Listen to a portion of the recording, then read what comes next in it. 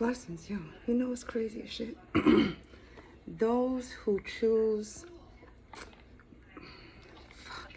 those who choose to want to look as though, dang, somebody's really, those who choose to not want to look as if they are a failure or have failed at something or have a failure, you know, because, oh man, you know, the facade, smoke and mirrors are so thick for some people that some are afraid that the cracks within their own mirror has been showing for so long that they choke themselves up with the smoke that they've slowly been given off, you know? They succumb to their own facade of their reality because, yo, man, when I say people don't move the way everybody moves, yo, not everybody move the same way everybody fucking move, yo.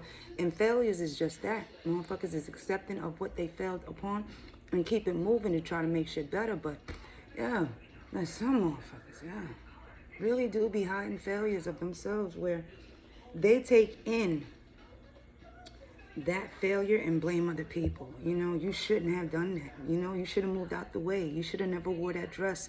You know how you are. You know, they'll try to blame people for their own fail. Man, especially if it's a parent.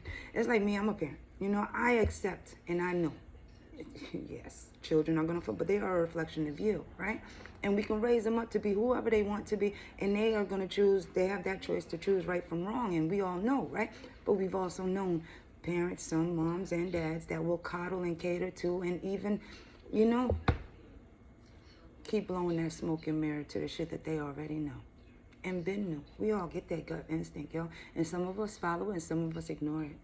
But when we ignore it so much, you know, other people know it. You know, it's not everybody's going to ignore shit that they fucking know. And you slowly see, you know, moving away for what, though, you know?